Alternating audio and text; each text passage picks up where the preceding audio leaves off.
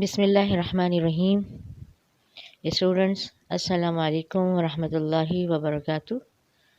हम पढ़ रहे हैं second year physics in board chapter 14 magnetism and electromagnetism.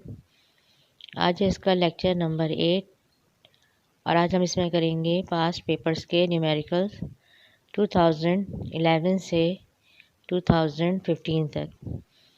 और जो हम न्यूमेरिकल्स करेंगे उसके टॉपिक हम प्रीवियस लेक्चर्स में पढ़ चुके हैं, तो आप प्रीवियस लेक्चर्स 1 to 7 ज़रूर देख लें। सारे टॉपिक्स का एक्सप्लेनेशन और फार्मूले की डेरिवेशन उसमें मौजूद है।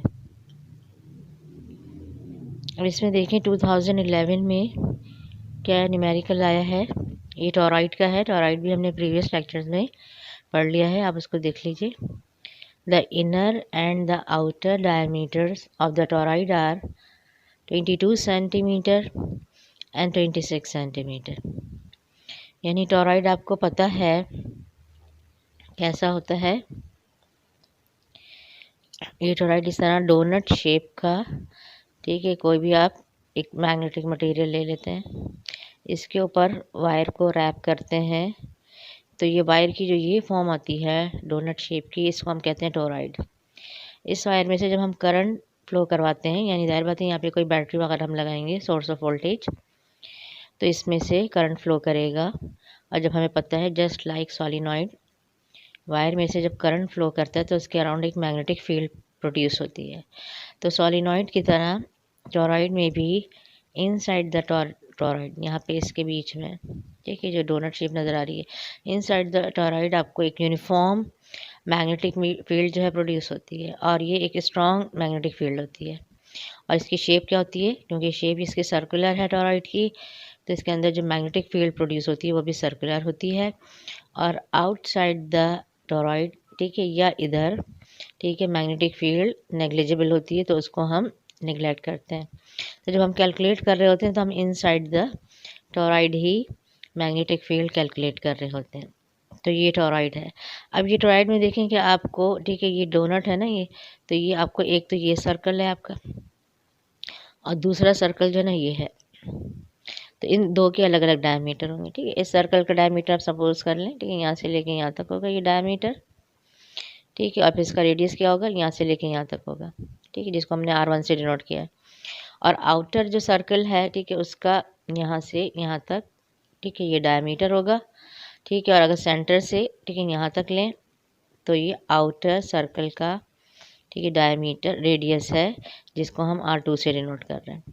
तो रेडियस हम कैलकुलेट करेंगे, क्योंकि रेडियस से ही हम, ठीक है, सही कैलकुलेशन करते हैं, ठीक है। डायमीटर से हम रेडियस कैलकुलेट करेंगे और फिर आगे कंटिन्यू करेंगे। तो R1 is the radius of inner circle और R2 is the radius of, ठीक है, आउटर सर्कल, ठीक। अब यहाँ पे हम देख लेते हैं हमने न्यूमेरिकल क्या हमारा। The inner and the outer diameter of the toroid are, ठीक है, डायमीटर गिवन है, ठीक है, 22 सेंटीमीटर एंड 26 सेंटीमीटर, ठीक है। तो ये कम है, ये इनर है, ये आउटर है, ठीक है। तो इनर वाले को हमने डायमीटर को D1 से डिनोट किया है, D1 22 सेंटीमीटर, और आउटर को हमने D2 से डिनोट करेंगे, D2 26 सेंटीमीटर, ठीक है। अब इस टॉरॉइड में, इसके वायर में जो करंट फ्लो कर रहा है वो है 5 ampere. If a current of 5 ampere is passed which produces 0.05 Tesla flux density inside the core.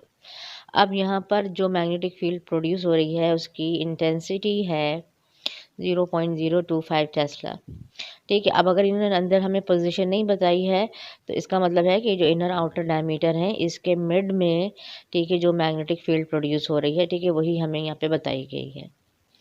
Find the approximate length of the wire wound on the torrid.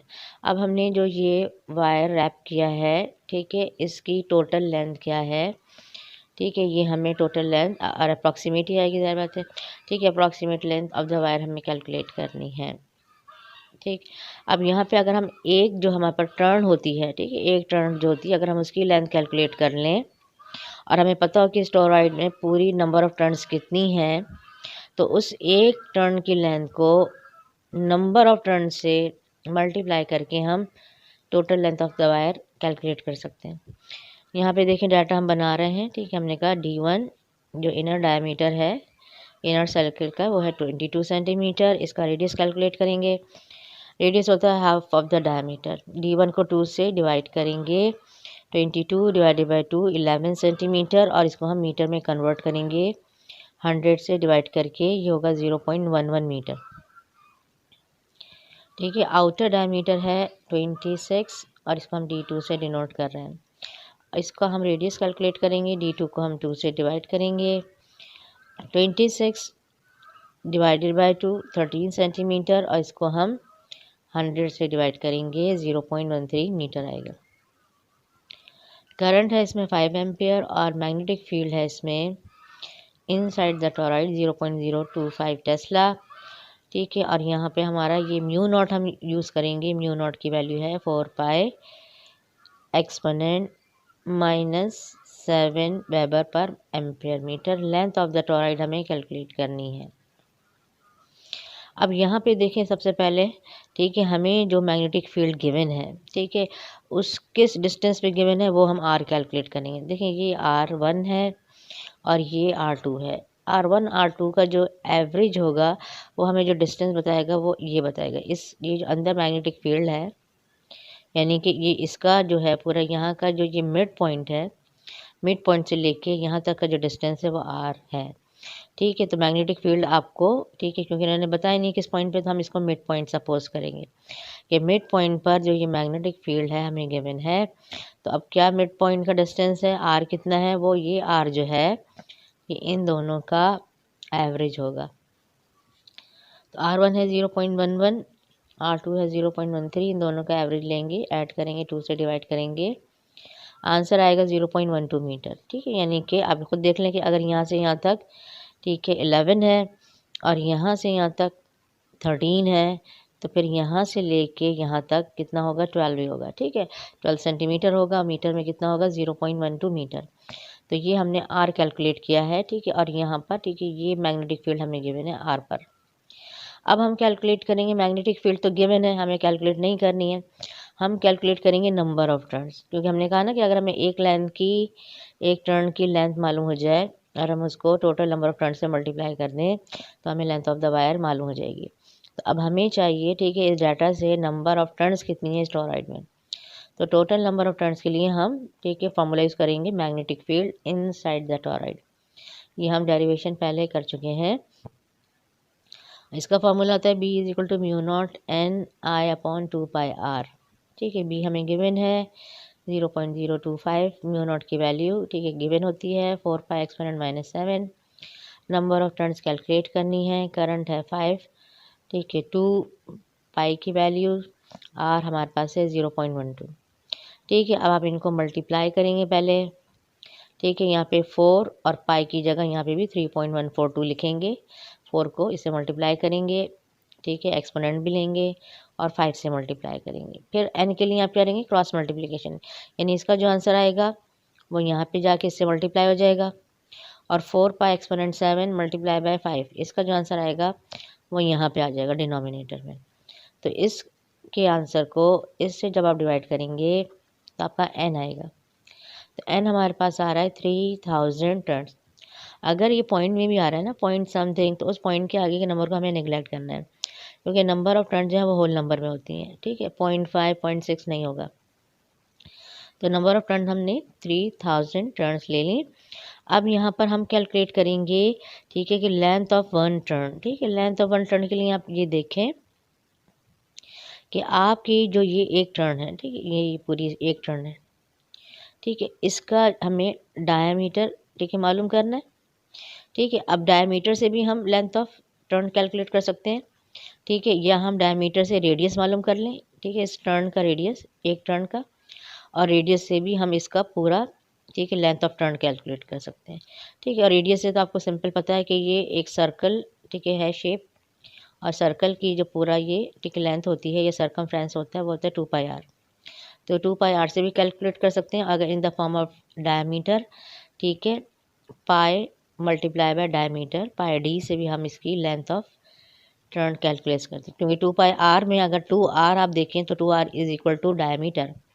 2r की जगह हम डायमीटर लिखें तो फार्मूला बन जाएगा सर्कमफ्रेंस का पाई multiply by diameter. तो हम इससे कैलकुलेट करेंगे। ठीक है, तो अब इसका आप ये खुद देख लें कि ये जो है ना, हमने कहा था कि लेंथ थी आपकी, देखिए यहाँ से लेके यहाँ तक था आपका 11 और ये था आपका 13। अब हमें चाहिए, ठीक है, ये यहाँ से यहाँ तक, ठीक है, ये है आपका डायमीटर ऑफ, ठीक है, ये आपके पास है डायमीटर ऑफ, ठीक है, 1 टर्न। तो आप जब R2 में से R1 माइनस करेंगे, ठीक है, आप R2 में से, ठीक है, R1 माइनस करेंगे, यानी यहाँ तक आपने तो माइनस कर दिया, बाकी क्या लेफ्ट होगा, वो यही लेंथ आएगी, यानी डायमीटर ऑफ टर्न आएगी। डायमीटर ऑफ टर्न के लिए हम R2 में से R1 माइनस करेंगे और फिर पूरा सरकमफ्रेंस यानी लेंथ ऑफ 1 टर्न कैलकुलेट करेंगे। ठीक है, तो अब यहाँ पे मैं देखिए डायमीटर के लिए मैंने माइनस किया R2 में से R1, ठीक है, 0.13 माइनस 0.11, आंसर आएगा 0.02 मीटर। डायमीटर से फॉर्मूला बनेगा हमारा सरकमफ्रेंस का, सरकमफ्रेंस ऑफ द टर्न या लेंथ ऑफ टर्न, ठीक है, बनेगा पाई डी। ठीक है, डी किसकी जगह लिखा है मैंने, 2r। अगर आप यहाँ पे 2r लिखेंगे तो देखें वही 2 पाई r का फॉर्मूला बन जाएगा। r रेडियस होगा, तो रेडियस के लिए फिर आपको डायमीटर से आपको रेडियस कैलकुलेट करना पड़ेगा। ठीक है, कैलकुलेशन थोड़ी बढ़ जाएगी, हमने शॉर्ट किया है। तो ये डायमीटर लिखा, मैंने ये पाई की वैल्यू लिखी, मल्टीप्लाई किया, ये आ गई लेंथ ऑफ 1 टर्न।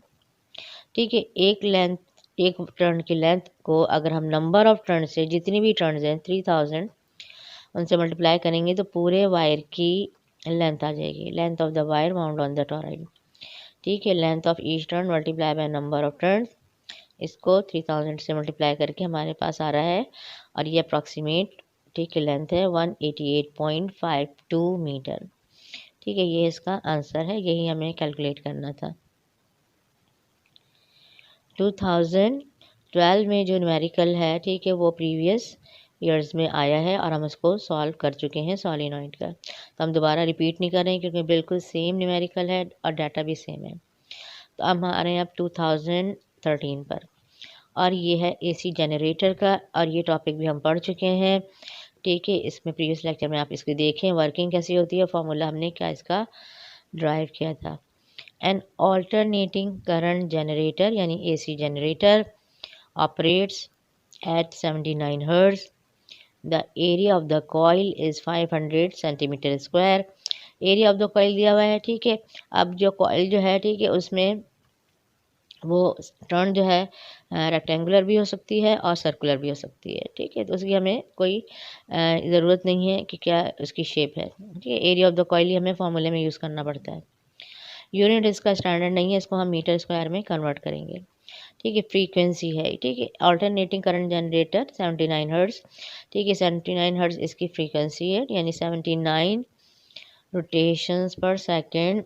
ठीक है, इसका कॉइल घूम रहा है, इसका कॉइल जो रोटेट कर रहा है मैग्नेटिक फील्ड में, ठीक है, उसकी फ्रीक्वेंसी है 79 hertz, 79 rotation in 1 second. Calculate करना है हमें number of turns in the coil when a magnetic field of induction 0.06 weber per metre square produces a maximum potential difference of 149 volt. ठीक है, मैक्सिमम वोल्टेज जो produce हो रहा है इस जनरेटर से वो है 149। तो हम मैक्सिमम वोल्टेज का फॉर्मूला यूज़ करेंगे, और मैग्नेटिक फील्ड जो है, जो कि आप एक परमानेंट मैग्नेट लेते हैं और उसके बीच में कॉइल को घुमाते हैं, तो मैग्नेटिक फील्ड में जब कॉइल रोटेट होता है तो मैग्नेटिक फ्लक्स चेंज होता है। मैग्नेटिक फ्लक्स चेंज होने से उसमें इंड्यूस ईएमएफ आता है और उससे फिर करंट प्रोड्यूस होता है, इंड्यूस करंट। इस तरह से हम इलेक्ट्रिसिटी प्रोड्यूस करते हैं। तो ये आपकी परमानेंट मैग्नेट की जो है मैग्नेटिक फील्ड ऑफ इंडक्शन है 0.06 वेबर पर मीटर स्क्वायर। तो डाटा क्या बनेगा, ये फ्रीक्वेंसी 79 हर्ट्ज़, ये area 500 centimetre square. Centimetre square का मैंने आपको शॉर्ट बताया था कि इसको आप अगर 10 की पावर -4 से मल्टीप्लाई करें तो ये मीटर स्क्वायर में कन्वर्ट हो जाएगा, यानी 2 दफ़ा हमें 100 से डिवाइड करने की ज़रूरत नहीं होगी। ठीक है, तो जब भी सेंटीमीटर स्क्वायर को मीटर स्क्वायर में कन्वर्ट करना हो, आप जो भी यहाँ पे नंबर है इसको मल्टीप्लाई कर दें 10 टू द पावर -4 से। ये है magnetic field 0.06 weber per metre square. Maximum voltage है 149 वोल्ट और नंबर ऑफ टर्न्स हमें कैलकुलेट करनी है। A maximum voltage produced in an AC generator, इसका फॉर्मूला हमने ड्राइव किया था प्रीवियस लेक्चर में, देख लीजिए। Maximum voltage BAN omega. Omega is angular frequency, angular velocity, number of turns, N A is the area of coil, B is magnetic field of induction. ठीक है, अब इसमें देखें सारी वैल्यूज हमें गिवन है। ओमेगा आपको यूजुअली गिवन नहीं होता है, ठीक है। आपको क्या गिवन होता है? आपको फ्रीक्वेंसी गिवन होती है। तो आप ओमेगा का फॉर्मूला जो फ्रीक्वेंसी से रिलेटेड है आप वो लिख देते हैं, ठीक है। तो फिर आप इजीली कैलकुलेट कर लेते हैं। हमें पता है, हम पढ़ चुके हैं ओमेगा को, ठीक है, फर्स्ट ईयर में चैप्टर 4 में। ओमेगा होता है 2πf। तो ओमेगा की जगह हम लिखेंगे 2πf और फिर फ्रीक्वेंसी पुट करेंगे, ठीक है। तो ओमेगा की वैल्यू इस तरह से आ जाएगी।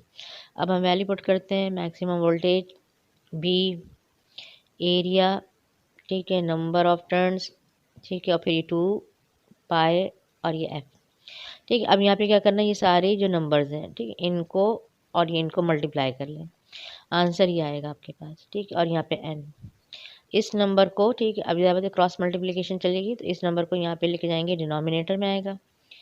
n का फॉर्मूला बनेगा 149 डिवाइडेड बाई 1.4893 और डिवाइड करेंगे तो आपके पास आएगा 100 टर्न्स। यहाँ पे भी देखें टर्न्स कैलकुलेट करवाएंगे तो अगर पॉइंट के बाद कोई नंबर आ रहा है 0.1 या 0.6 तो आप उसको रिमूव कर देंगे, उसको रिजेक्ट कर देंगे और आप होल नंबर यानी पॉइंट से पहले वाला लिखेंगे। नंबर ऑफ टर्न्स आपको होल में लेनी है, तो ये आंसर आएगा हमारा, नंबर ऑफ टर्न्स 100 टर्न्स है AC जनरेटर में।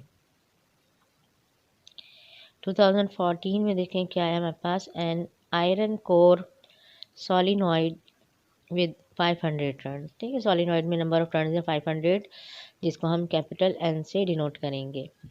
Has a cross section 5 centimetre square. आपको पता है, ठीक है, सोलिनॉइड की शेप क्या होती है, ठीक है। आप इस तरह से, ठीक है, ये देखें इस तरह से सोलिनॉइड की शेप होती है। तो अब यहाँ पर जो ये लिखा हुआ है कि क्रॉस सेक्शन 5 सेंटीमीटर, तो एक टर्न जो है ना उसका जो एरिया है, क्रॉस सेक्शनल एरिया, वो दिया हुआ है हमें यहाँ 5 सेंटीमीटर स्क्वायर। करंट फ्लो कर रहा है इस पूरे सोलिनॉइड में 2.3 ampere passing through it, produces a flux, ठीक है। मैग्नेटिक फील्ड जो प्रोड्यूस हो रही है सोलिनॉइड में 0.53 टेस्ला, और इसमें मैग्नेटिक फील्ड पैरेलल लाइंस में, ठीक है, इस तरह से यूनिफॉर्म मैग्नेटिक फील्ड प्रोड्यूस होती है। Inside the solenoid strong magnetic field होती है और आउटसाइड द सोलिनॉइड, ठीक है, वीक होती है, जिसको हम इग्नोर करते हैं। तो फार्मूला जो होता है वो हमारा मैग्नेटिक फील्ड का, वो इनसाइड द सोलिनॉइड के लिए होता है। अब इसमें पूछा गया, ठीक है, इसमें देखें लिखा तो सोलिनॉइड है लेकिन ये सोलिनॉइड का न्यूमेरिकल नहीं है, ये हमें आगे पता चल रहा है, ठीक है, कि how large and EMF is induced in it if the current is turn off in 0.1 second.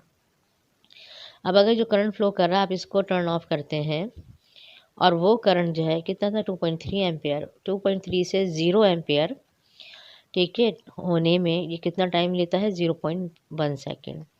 तो जब ये करंट चेंज होगा 0.1 सेकेंड में 2.3 से 0, तो करंट चेंज होने से क्या होगा कि इसके अराउंड जो मैग्नेटिक फील्ड है, इसके इनसाइड जो मैग्नेटिक फील्ड है वो चेंज होगी। और जो हमें पता है कि जब मैग्नेटिक फील्ड चेंज होती है किसी वायर के अराउंड तो उसके अंदर एक इंड्यूस EMF आ जाता है, उसको हम कैलकुलेट कर सकते हैं बाय फैराडेज लॉ, ठीक है, या बाय, ठीक है, अगर एक सिंगल कॉइल है ये देखिए तो बाय सेल्फ इंडक्शन। अब पूछा, और क्या पूछा इन्होंने, what is the self inductance of the coil. लेकिन जब एक कॉइल होगा और उसमें करंट चेंज हो रहा होगा और करंट चेंज होने से मैग्नेटिक फील्ड चेंज हो रही है, मैग्नेटिक फील्ड चेंज होने से इसके अंदर इंड्यूस EMF आ रहा है, ठीक है, तो वो टॉपिक जो होगा फॉर वन कॉइल वो होता है सेल्फ इंडक्शन, ठीक है। 2 कॉइल्स जो होते हैं वो होता है म्यूचुअल इंडक्शन। एक कॉइल की बात हो रही है, यहाँ सेल्फ इंडक्शन का ये न्यूमेरिकल है। आपसे सेल्फ इंडक्टेंस पूछिए जिसको हम कैपिटल L से डिनोट करते हैं, और कितना इंड्यूस EMF आएगा इसमें, ठीक है, ये हमें कैलकुलेट करना है। टाइम जो है, ठीक है, आप इसको T से या डेल्टा T से डिनोट कर सकते हैं, 0.1 सेकेंड। तो डाटा देखें, number of turns 500 turns, area of, ठीक है, turn, cross sectional area 5 centimetre, ठीक है, स्क्वायर, ठीक है, यहाँ पे आप इसको, ठीक है, स्क्वायर कर लें, ठीक है, 5 सेंटीमीटर, ठीक है, स्क्वायर। और यहाँ पे फिर क्या आएगा, जब आप सेंटीमीटर स्क्वायर को मीटर में चेंज करेंगे तो ठीक है, तो यहाँ पे आप माइनस, ठीक है, 4 लगा देंगे। क्या लगा देंगे आप? ठीक है, -4 जो है इसकी पावर आ जाएगी। तो 5 को जब हम मल्टीप्लाई करेंगे एक्सपोनेंट -4 से, ठीक है, तो फिर ये कन्वर्ट हो जाएगा, ठीक है, मीटर, ठीक है, स्क्वायर में। ठीक है, ये हो गया हमारे पास 5 एक्सपोनेंट -4 मीटर स्क्वायर। करंट है 2.3 एम्पियर। मैग्नेटिक फील्ड है 0.53 टेस्ला। ठीक है, टाइम है हमारा 0.1 सेकेंड। ठीक है, ईएमएफ कैलकुलेट करना है और self inductance of the coil calculate करनी है। टाइम हमने लिखा, इंड्यूस ईएमएफ को हम ई से डिनोट कर रहे हैं, सेल्फ इंडक्टेंस कैपिटल एल से डिनोट की जाती है अकॉर्डिंग टू फैराडे लॉ। ठीक है, हमारे पास फॉर्मूला होता है कि induce EMF is directly proportional to rate of change of flux. ये है, ये फ्लक्स होता है 5। ठीक है, डेल्टा 5 का मतलब है चेंज इन फ्लक्स, और जब आप टाइम से डिवाइड करते हैं तो ये आता है rate of change of flux, delta 5 upon delta T, rate of change of flux. Induce EMF is directly proportional to rate of change of flux, और जब आप इसे उसमें चेंज करते हैं इक्वालिटी में तो कांस्टेंट आता है नंबर ऑफ टर्न। ये फॉर्मूला बनता है according to Faraday law induce EMF का। हमने ये लिखा। अब हमें फाई तो गिवन नहीं है। ठीक है, तो अब हम फाई का हमें फॉर्मूला पता है कि जो मैग्नेटिक फ्लक्स है वो होता है डॉट प्रोडक्ट ऑफ, ठीक है, magnetic field and vector area B dot A. ठीक है, ये लिखेंगे। हमें डॉट प्रोडक्ट का फॉर्मूला भी पता है, A dot B is equal to A B cos theta. तो बी डॉट ए हो जाएगा किसके इक्वल, B A cos theta. Number of turn delta T, और यहाँ पे आएगा ई। ठीक है, अब थीटा क्या होता है, थीटा होगा एंगल बिटवीन बी एंड ए। ठीक है, पीछे देखें आपके पास जो मैग्नेटिक फील्ड प्रोड्यूस होगी ना, ठीक है, वो इस तरह से, ठीक है, इस तरह से आएगी आपके पास। ठीक है, आपके पास इस तरह से आएगी, और जो आपके पास इसका टर्न का एरिया है उसकी डायरेक्शन भी क्या होगी, ठीक है, उसकी डायरेक्शन भी, ठीक है, यही होगी, यानी दोनों पैरेलल होंगे। ठीक है, ये जो बी है, ठीक है, और ये जो ए है, ठीक है, ये दोनों क्या हैं, ठीक है, पैरेलल हैं। ठीक है, एरिया हमने कहा था कि एरिया की डायरेक्शन हम कैसे लेते हैं कि जो भी सरफेस है, ठीक है, उसके ऊपर आप कोई चीज़ पेंसिल खड़ी करने हैं परपेंडिकुलर। ठीक है, तो वो जो चीज़ आपने खड़ी की है परपेंडिकुलर, वो होगी डायरेक्शन ऑफ एरिया, यानी आउटवर्ड नॉर्मल होती है डायरेक्शन ऑफ एरिया। तो ये आपके पास जो, ठीक है, टर्न है, इसका अगर आप ऊपर कोई चीज़ इस तरह खड़ी करेंगे तो ये इस तरह से आएगी। ये एरिया की डायरेक्शन भी यही है, मैग्नेटिक फील्ड की डायरेक्शन भी यही है, दोनों पैरेलल हैं। एंगल बिटवीन बी एंड ए 0 होगा, तो हम यहाँ पर 0 लेंगे। ठीक है, तो यहाँ पे देखिए मैं वैल्यू पुट कर रही हूँ। ठीक है, नंबर ऑफ टर्न्स हैं, ठीक है, 0.53 हमारे पास क्या है, बी की वैल्यू है। ठीक है, ये हमारे पास एरिया ऑफ द टर्न है, और कॉस 0 है। ठीक है, इन सब को मल्टीप्लाई कर लें। यहाँ पे टाइम लिखा मैंने 0.1, इसको डिवाइड करें 0.1 से, आंसर आ जाएगा इंड्यूस ईएमएफ 1.325। और इंड्यूस ईएमएफ, ठीक है, क्या है, वोल्टेज है, ईएमएफ इज़ द वोल्टेज, तो ये, ठीक है, इसका यूनिट होगा वोल्ट। ठीक है, कितना वोल्टेज आ रहा है इसके अंदर इंड्यूस्ड वाला, ठीक है, वो है 1.325 वोल्ट। अब एल के लिए आप सेल्फ इंडक्शन के टॉपिक पे आ जाएंगे। सेल्फ इंडक्शन के टॉपिक के according induce EMF is directly proportional to rate of change of current. तो ये है delta I upon delta T, rate of change of current, और यहाँ पे कांस्टेंट आता है एल सेल्फ इंडक्टेंस का। यहाँ से हम एल कैलकुलेट करेंगे। इंड्यूस ईएमएफ हम यहाँ पे कैलकुलेट कर चुके हैं। करंट कितना चेंज हो रहा है, 2.3 माइनस 0, 2.3 आएगा। डेल्टा टी 0.1, 0.1 को यहाँ ले जाके मल्टीप्लाई करें इससे, और फिर 2.3 यहाँ डिनोमिनेटर में आएगा। ठीक है, फिर इस आंसर को इससे डिवाइड करें, आंसर आ जाएगा एल का 0.0576, इसका यूनिट होता है हेनरी। जब भी स्मॉल नंबर में आंसर होगा आप पॉइंट के बाद 4 या 5 डिजिट्स लिखेंगे तो वही करेक्ट आंसर होगा। अगर आपने पॉइंट के बाद 2 डिजिट्स लिखे और ये दोनों फ़र्ज़ करें छोड़ दिया आपने, तो ये रॉन्ग आंसर होगा। ठीक है, स्मॉल नंबर में आप डिजिट्स को छोड़ नहीं सकते। ठीक है, तो 4-5 डिजिट्स लिखेंगे, ये सही आंसर होगा। ये हमने कैलकुलेट कर लिया इंड्यूस ईएमएफ और सेल्फ इंडक्टेंस ऑफ द, ठीक है, कॉइल या सॉलिनॉइड। ठीक है, तो था तो सॉलिनॉइड, लेकिन यहाँ पे करंट चेंज होने से इसमें इंड्यूस ईएमएफ प्रोड्यूस किया जा रहा था। तो ये किस टॉपिक का न्यूमेरिकल है, यह है सेल्फ इंडक्शन का। 2015 में देखें क्या है, an EMF of 45 milli volt is induced in a coil of 500 turns when the current in a neighboring coil changes from 15 ampere to 4 ampere in 0.2 second. What is the mutual inductance of the coil and what is the rate of change of flux in the second coil? जब भी ये mutual induction का numerical होगा उसमें होते हैं दो coil, एक होता है प्राइमरी कॉइल और दूसरा होता है सेकेंडरी कॉइल। प्राइमरी कॉइल में हम करंट चेंज कर रहे होते हैं, ठीक है, और सेकेंडरी कॉइल में ईएमएफ इंड्यूस होता है, ठीक है, जो कि गिवन होता है या आपसे पूछा जाता है। तो जब भी कहा जाएगा कि करंट चेंज हो रहा है किसी कॉइल में और जबकि वो म्यूचुअल इंडक्शन का टॉपिक है तो वो करंट चेंज होगा किस में, प्राइमरी कॉइल में, तो फिर हम उसको डेल्टा आई पी से डिनोट करेंगे। और उसमें जो आपको इंड्यूस ईएमएफ बताया जाएगा वो होगा सेकेंडरी कॉइल का, तो हम उसको ई एस से डिनोट करेंगे। तो ये ईएमएफ जो आपको बताया जा रहा है, ठीक है, ये है सेकेंडरी कॉइल का, ठीक है, ई एस से हमने डिनोट किया 45 मिली वोल्ट, ठीक है। मिली ज़्यादा से स्टैंडर्ड यूनिट नहीं है, मिली को हम कन्वर्ट कर लेंगे, 10⁻³ पावर होती है, ये कन्वर्ट हो गया वोल्ट में। इंड्यूस ईएमएफ हो रहा है सेकेंडरी कॉइल में और इसी की टर्न दी हुई है 500, यानी ये सेकेंडरी कॉइल की टर्न्स हैं। तो सेकेंडरी कॉइल की टर्न्स को हम एन एस से रिप्रेजेंट करते हैं, ये है 500 टर्न्स।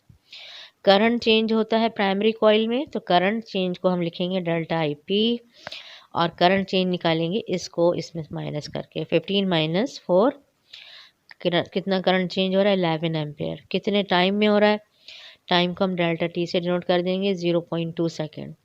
हमें कैलकुलेट करना है म्यूचुअल इंडक्टेंस यानी capital M, rate of change of flux in the secondary coil, delta phi S upon delta T हमें कैलकुलेट करना है, ठीक है। टाइम हमें गिवन 0.2 सेकेंड, एम कैलकुलेट करना है, delta phi S upon delta T हमें कैलकुलेट करना है। अब पहले हम फॉर्मूले लिखेंगे, म्यूचुअल इंडक्टेंस हमें कैलकुलेट करना है, हम लिखेंगे EMF induce in the secondary coil, ये फॉर्मूला है अकॉर्डिंग टू म्यूचुअल इंडक्शन, ठीक है। हमें पता है कि म्यूचुअल इंडक्शन हमें क्या कहता है कि EMF induce is directly proportional to rate of change of current, या EMF induce in the secondary coil is directly proportional to rate of change of current in the primary coil, ठीक है। तो ये ईएमएफ होगा secondary coil का और rate of change of current होगा यहाँ प्राइमरी कॉइल का, पी फॉर प्राइमरी। कांस्टेंट यहाँ पे आता है फॉर म्यूचुअल इंडक्शन एम, इसे हम कहते हैं म्यूचुअल इंडक्टेंस, ये हमें कैलकुलेट करना है, ठीक है। ईएस की वैल्यू हमें दी हुई है इंड्यूस ईएमएफ की, डेल्टा आई पी हमने, ठीक है, फाइंड आउट किया और टाइम हमें गिवन है, ठीक है। 0.2 को आप यहाँ पे मल्टीप्लाई करेंगे इससे और 11 यहाँ डिनोमिनेटर में जाएगा, डिवाइड करेंगे उससे, एम की वैल्यू आएगी हमारे पास 8.18 एक्सपोनेंट -4 हेनरी, ठीक है। तो जैसा आंसर आ रहा है वैसे आप इसको लिख दें, मिली हेनरी में कन्वर्ट करने की ज़रूरत नहीं है, ठीक है। म्यूचुअल इंडक्टेंस या सेल्फ इंडक्टेंस का यूनिट होता है हेनरी, तो ये एम का आंसर आ गया। अब हमें दूसरा जो कैलकुलेट करना है rate of change of flux, उसके लिए हम लिखेंगे, ठीक है, फैराडेज लॉ का, ठीक है, फॉर्मूला इंड्यूस ईएमएफ का। तो according to Faraday's law induce EMF in secondary coil is given by ES is equal to NS delta phi S upon delta T. अभी हमने देखा कि induce EMF is directly proportional to rate of change of flux, ये, और यहाँ पे constant आता है नंबर ऑफ टर्न। अभी हम सेकेंडरी कॉइल के लिए लिख रहे हैं, तो यहाँ पे ये सेकेंडरी कॉइल का होगा, ये भी सेकेंडरी कॉइल का होगा, ये भी सेकेंडरी कॉइल का होगा। हमें ये कैलकुलेट करना है पूरा, delta phi upon delta T, इसको यहीं रहने देंगे और NS को हम क्रॉस मल्टीप्लिकेशन यहाँ लेके आएंगे, नीचे आएगा और फार्मूला बन जाएगा ES upon NS, delta phi S upon delta T, ES upon NS, value put की मैंने 45 मिली, 500 टर्न, इसको इससे डिवाइड करें, आंसर आएगा 9 एक्सपोनेंट -5। यूनिट आप इससे बना लेंगे, ठीक है, इससे, ठीक है। आपके पास पता है फ्लक्स का यूनिट होता है वेबर और टाइम का होता है सेकंड, तो rate of change of flux का यूनिट होगा वेबर पर सेकंड, ठीक है। तो हमने rate of change of flux in the secondary coil calculate किया है 9 एक्सपोनेंट -5 वेबर पर सेकंड। तो हमने 2011 से 2015 तक के चैप्टर 14 के न्यूमेरिकल सॉल्व कर लिए हैं। उम्मीद है आपको समझ में आ गए होंगे। अपना फीडबैक दिया करें। आगे नेक्स्ट लेक्चर में हम 2016 से कंटिन्यू करेंगे इंशाल्लाह। अस्सलामु अलैकुम वरहमतुल्लाहि वबरकातुहू।